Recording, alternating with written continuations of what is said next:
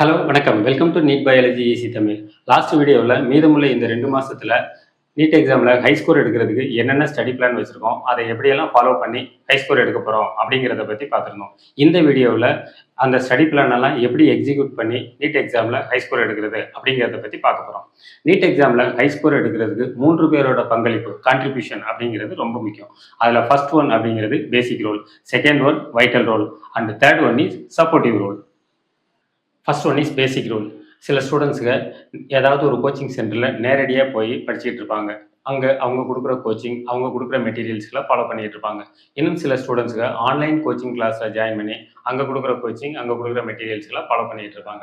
பல students NEET எக்ஸாமுக்குரிய புக்குகளெல்லாம் வாங்கி வச்சு யூடியூப்பில் போடக்கூடிய நீட் ரிலேட்டட் வீடியோஸ்களை பார்த்து படிச்சுக்கிட்டு இருப்பாங்க. இப்படி பலதரப்பட்ட சோர்சஸ்லேருந்து படிக்கக்கூடியது எல்லாமே பேசிக் ரோலில் அடங்கக்கூடியது. இந்த பேசிக் ரோலில் நீட் பயாலஜி ஈஸி தமிழோட கான்ட்ரிபியூஷன் என்ன அப்படிங்கிறத பார்ப்போம். நீட் எக்ஸாம் எழுத போகிற ஸ்டூடெண்ட்ஸுகளை 2 கேட்டகரியெல்லாம் பிரிக்கிறோம். அதில் ஃபர்ஸ்ட் ஒன் அப்படிங்கிறது அட்வான்ஸ்டு லெவல், செகண்ட் ஒன்னுங்கிறது basic or medium level. First கேட்டகரியில் இருக்கக்கூடிய அட்வான்ஸ்டு லெவல் ஸ்டூடெண்ட்ஸ்களுக்கு NEET biology easy Tamil previous year MCQs எல்லாம் கொடுத்து சால்வ் பண்ண வைக்கிறது. அடுத்து ஃபிசிக்ஸ், கெமிஸ்ட்ரி, பயாலஜி இந்த 3 சப்ஜெக்ட்லேயும் இருந்த ஹை வெயிட்டேஜ் இருக்கக்கூடிய சாப்டர்ஸ் யூனிட்டுகள் எல்லாம் எடுத்து அதில் இருக்கிற இம்பார்ட்டண்ட் எம்சிக்யூஸ்கள் எல்லாம் கொடுத்து சால்வ் பண்ண வைக்கிறது. நீட் எக்ஸாமுக்குரிய இம்பார்ட்டன்ட் டிப்ஸ் அண்ட் ட்ரிக்ஸ் இதெல்லாம் எக்ஸாமுக்கு 2 to 3 டேஸ்க்கு முன்னாடி அவங்களுக்கு ஷேர் பண்ணுறது. பர்டிகுலர் இன்டர்வெல்லில் மார்க் டெஸ்ட் கண்டக்ட் பண்ணி ஸ்டூடெண்ட்ஸோட ப்ராக்ரஸை அப்டேட் பண்ணுறது. ஸ்டூடெண்ட்ஸுகளுக்கு அப்பப்போ ஏற்படக்கூடிய டவுட்ஸை கிளியர் பண்ணுறதுக்கு டவுட் கிளியரிங் செஷன் கண்டக்ட் பண்ணி அப்பப்போ அவங்களுடைய டவுட்ஸ் எல்லாம் கிளியர் பண்ணுறது. சில ஸ்டூடெண்ட்ஸ், சார் நான் படிக்கிறது ஞாபகத்திலே நிற்க மாட்டேங்குது, மறந்து போயிடுது அப்படிங்கிற ஸ்டூடெண்ட்ஸுகளுக்கு ஒவ்வொரு லெசன் எடுக்கிறப்பையும் ஒவ்வொரு சாப்டர்லேருந்தும் ஒவ்வொரு டாப்பிக்கில் இருந்தும் அதில் உள்ள இம்பார்ட்டண்ட் ஹிண்ட்ஸ் எல்லாம் எப்படி ஞாபகத்தில் வச்சுக்கிறது அப்படிங்கிற டிப்ஸ் அண்ட் ட்ரிக்ஸை ஃபுல்லாக லெசன்ஸ் நடத்துகிறப்ப அப்பப்போ ஸ்டூடெண்ட்ஸுகளுக்கு ஷேர் பண்ணுறது. இந்த மாதிரி பலவிதமான ஸ்ட்ராட்டஜிஸ்களை ஃபுல்லாக அட்வான்ஸ்டு லெவல் ஸ்டூடெண்ட்ஸ்களுக்கு சொல்லிக் கொடுத்து 720 அவுட் ஆஃப் 720 எடுக்க வைக்கிறது. அடுத்து செகண்ட் கேட்டகரியில் இருக்கக்கூடிய பேசிக் மீடியம் லெவல் ஸ்டூடெண்ட்ஸ். இதில் பொதுவாக ஃப்ரெஷர்ஸ் அதிகமாகவும் ரிப்பீட்டர்ஸ் ஒரு சில பேரும் வருவாங்க.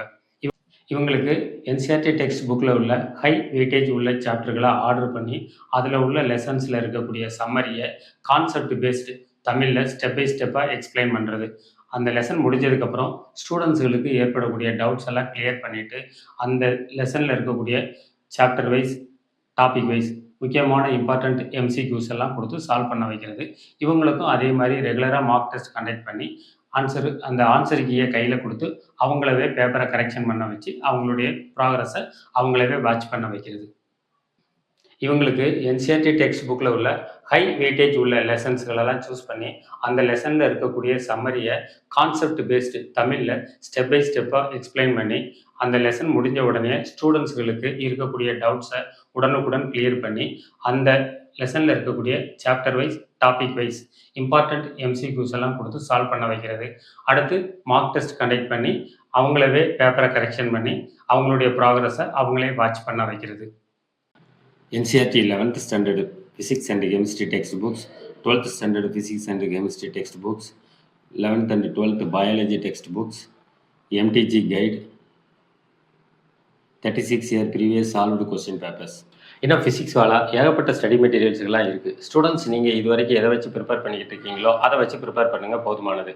நான் யூஸ் பண்ணுறது இந்த NCERT text books, MTG guide, 36 year previous solved question paper இந்த புக்குகளை மட்டும்தான் வச்சு ரெஃபர் பண்ணிக்கிட்டு இருக்கேன்.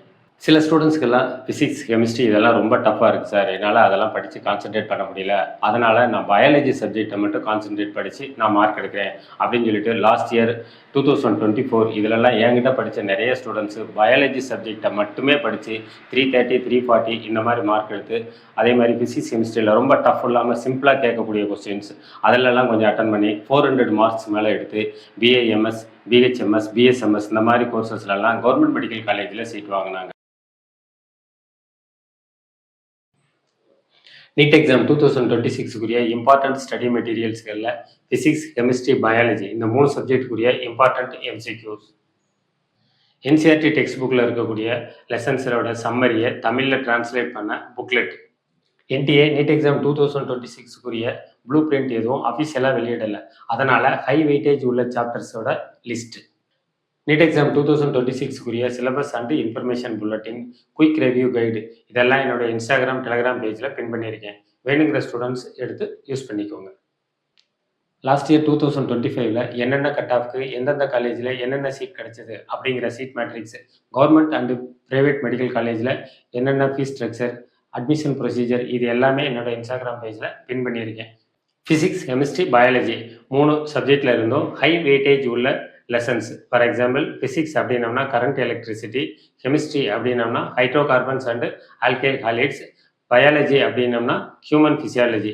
இதில் இருந்தாலும் இம்பார்ட்டண்ட் எம்சிக்யூஸ் எல்லாம் கொடுத்து ஸ்டூடெண்ட்ஸுகளை சால்வ் பண்ண வைக்கிறது. எக்ஸாமுக்கு 10 டேஸ்க்கு முன்னாடி இருந்தே ஸ்டூடெண்ட்ஸுகளுக்கு ரெகுலராக மார்க் டெஸ்ட் கண்டக்ட் பண்ணி ஒவ்வொரு எக்ஸாம்லேயும் அடுத்தடுத்து ஹை ஸ்கோர் எடுக்க வச்சு ஸ்டூடெண்ட்ஸ்களை அப்கிரேட் பண்ணி நீட் எக்ஸாமில் ஹை ஸ்கோர் எடுக்க வைக்கிறதுக்கு நீட் பயாலஜி ஈஸி தமிழ் ஹெல்ப்ஃபுல்லாக இருக்கும். இந்த பேசிக் அண்ட் மீடியம் லெவலில் உள்ள ஸ்டூடெண்ட்ஸுகளுக்கு ஒவ்வொரு லெசன்ஸ் எடுக்கிறப்பையும் அதில் உள்ள இம்பார்ட்டன்ட் எம்சிக்யூஸ் எல்லாம் கொடுத்து இன்னும் பல கைடுகள் அட்வைஸ் எல்லாம் கொடுத்து நீட் எக்ஸாம் 2026ல் ஹை ஸ்கோர் எடுக்கிறதுக்கு நீட் பயாலஜி ஈஸி தமிழ் ஹெல்ப்ஃபுல்லாக இருக்கும். அடுத்து second one is vital role.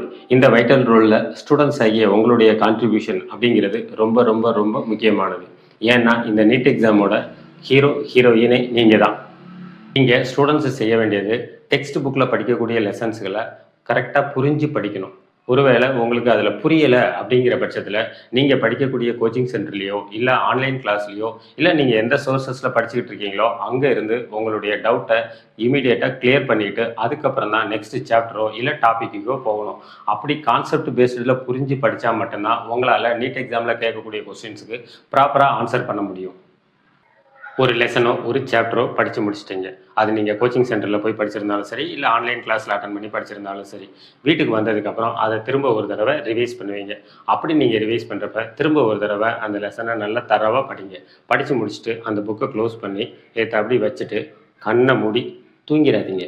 கண்ணை மூடி யோசிங்க, நாம் இதில் என்ன படித்தோம், என்ன புரிஞ்சுக்கிட்டோம், எக்ஸாமினேஷன் பாயிண்ட் ஆஃப் வியூலேருந்து இதில் எப்படியெல்லாம் கொஸ்டின் கேட்பாங்க, நாம் எப்படி ஆன்சர் பண்ணணும் அப்படிங்கிறதெல்லாம் ஒரு செல்ஃப் அனலைஸ் பண்ணுங்கள். முடிஞ்சிச்சுன்னா அந்த சாப்டர்லேயோ இல்லை அந்த டாப்பிக்லேயோ இருக்க எம்சிக்யூஸ் எல்லாம் எடுத்து சால்வ் பண்ணுங்கள்.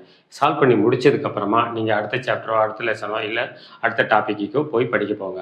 அப்படி நீங்கள் படித்தா மட்டும்தான் நீங்கள் வரவிருக்கக்கூடிய நீட் எக்ஸாமில் நல்ல ஹை ஸ்கோர் எடுத்து உங்களால் நல்லா பெர்ஃபார்ம் பண்ண முடியும்.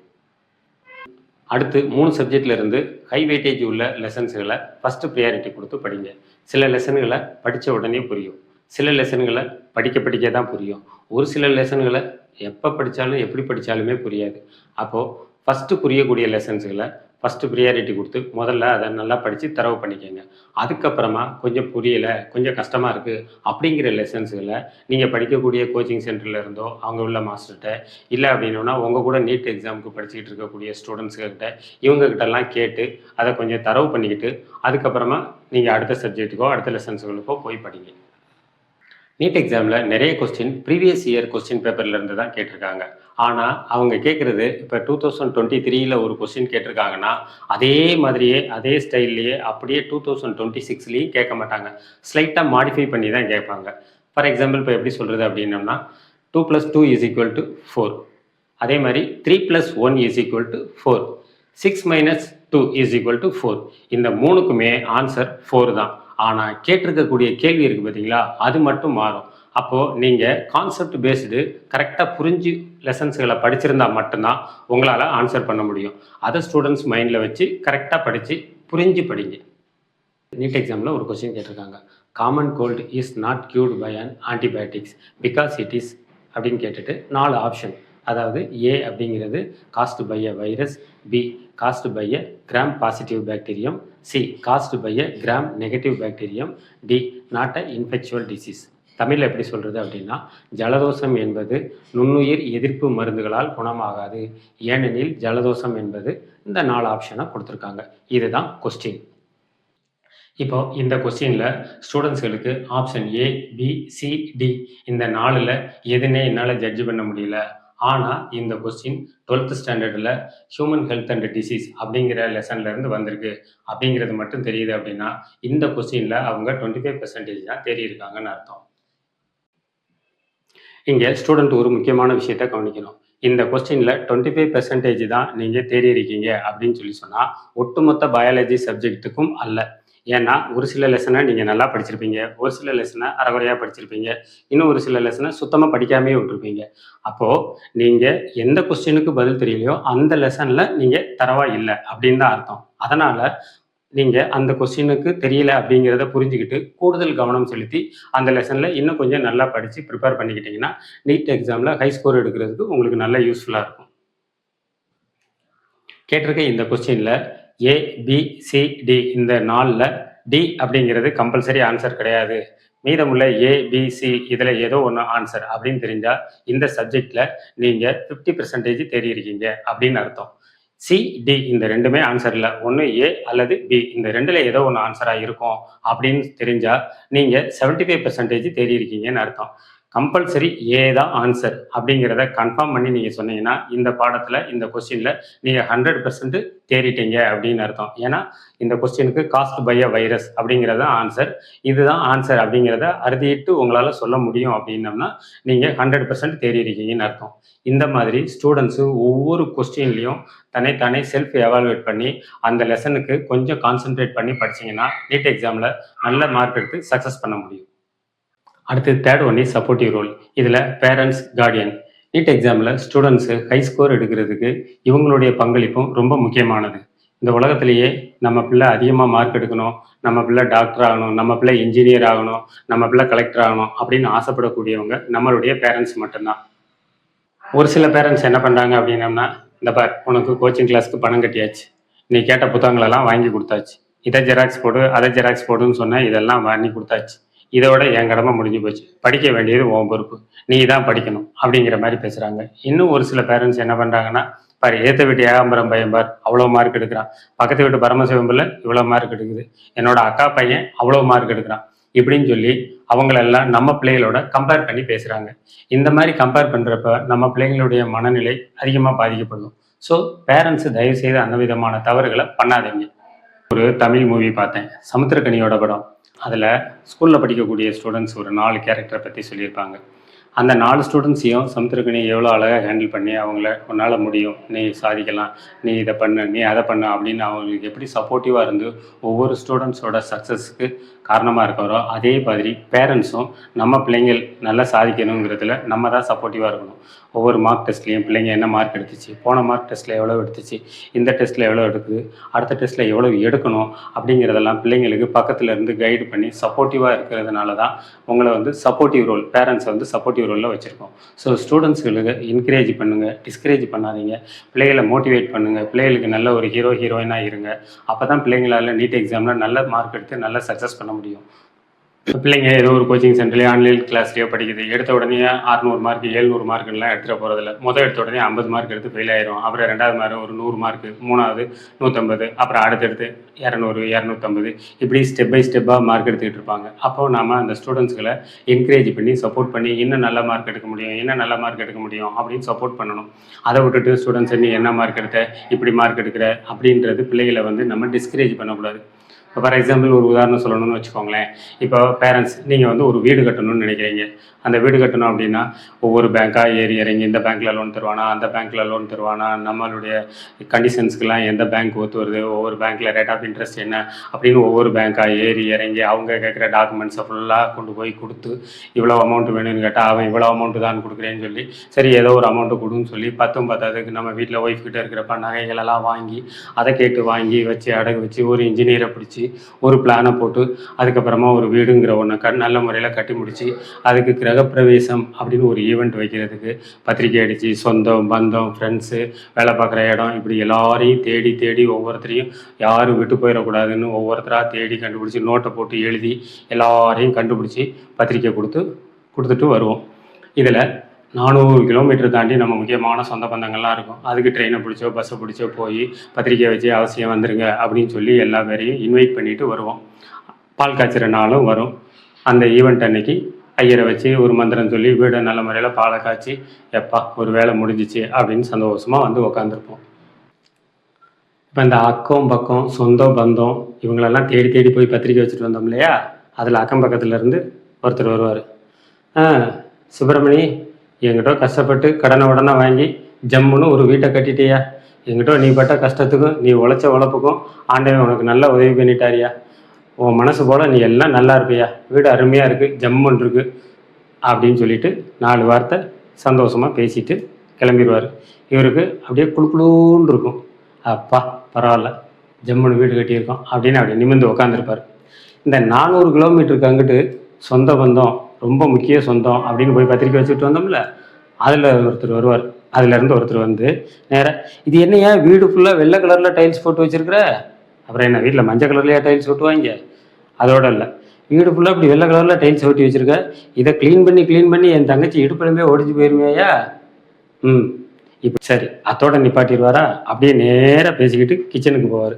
இது என்னையா கடப்பாக்கல்ல போட்டு வச்சுருக்க, ஒரு கிரானைட்டு போட்டிருந்தா எவ்வளோ சூப்பராக இருந்திருக்கும். நம்ம கிரானைட்டு தான் போட்டிருப்போம். இது என்னையா கிரானைட்டு போட்டு வச்சுருக்க கருப்பு கலரில், இதே ஒரு பச்சை கலரில் மார்பிள் போட்டிருந்தா கிச்சன் எவ்வளோ ஜம்முன்னு இருந்திருக்கும். ம், அப்படியே பேசிக்கிட்டே அப்படியே ரெஸ்ட் ரூம் பக்கிட்டு போவார். இது என்னையா ரெஸ்ட் ரூம் இப்படி எலி வேலை மாதிரி துணோண்டா கட்டி வச்சிருக்கிற, என் வீட்டிலலாம் ரெஸ்ட் ரூம் எவ்வளோ பெருசாக கட்டி வச்சுருக்கேன். ஏயா பாத்ரூமில் என்ன பாய் விரிச்சு போட்டால் படுக்க போகிறாங்க, எந்தெந்த வயலை ஏற்றி விடணுமோ இத்தனை லட்சம் போட்டு கட்டி இப்படி வீட்டை ஒன்றுக்கு இல்லாமல் அலங்கோலம் ஆக்கி விட்டியாயா.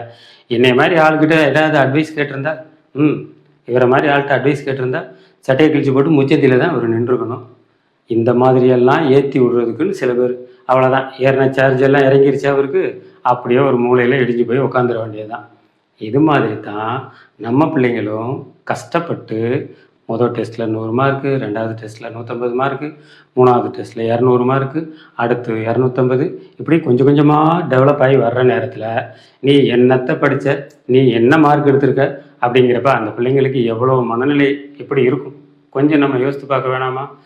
ஊருக்குள்ளே 4 பேர் 4 விதமாக இருப்பாங்க அப்படின்னு சொல்லி சொல்லுவாங்கல்ல, அதில் ஏற்கனவே 2 பேர் நம்ம வீட்டு பால் காய்ச்சறதுக்கு வந்துட்டு போயாச்சு.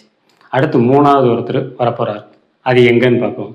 ஞாயிற்றுக்கிழமை பிள்ளைங்க பாடமெல்லாம் படிச்சுட்டு அம்மா கொடுக்குற ஸ்பெஷல் மீல்ஸ் எல்லாம் சாப்பிட்டுட்டு கொஞ்சம் ஒரு குட்டி தூக்கம் போட்டு ரெஸ்ட் எடுத்துகிட்டு அதுக்கப்புறம் சரி ஏதாவது ஒரு சேனலை பார்க்கலாம், டிவி பார்க்கலாம் அப்படின்ட்டு ரிமோட் எடுத்துகிட்டு ஒரு சேனலை ஆன் பண்ணிவிட்டு அப்போ தான் போய் சோஃபாவில் உட்காருங்க. என்ன சுப்பிரமணி இன்னைக்கு ரெஸ்ட்டா அப்படின்ட்டு அப்படியே ஆரம்பிப்பார். நம்ம பெரிய பையன் டெல்லி எய்ம்ஸ் மருத்துவமனை ஹாஸ்பிட்டல் இருக்குல்ல, அங்கே இருக்கிற மெடிக்கல் காலேஜில் டானாக இருக்கு, அப்படி டீனாக இருக்குது. அப்படி நம்ம நடுப்பில் ஐஏஎஸ் கலெக்டருக்கு எக்ஸாம் எழுதியிருக்கு, போஸ்டிங்காக வெயிட் பண்ணிகிட்டு இருக்கு. நம்ம கடைக்குட்டி போர்டு எக்ஸாமில் 600க்கு 600 மார்க் எடுத்திருக்கா, அப்படி நல்ல காலேஜுக்காக வெயிட் பண்ணிகிட்டு இருக்கா. அப்படி அவன் 3 சப்ஜெக்டில் ஃபெயிலாகி மூளையில் உட்காந்து கிடப்பான். அவனை பூஸ்டப் பண்ணி ஏற்றி விடுறது.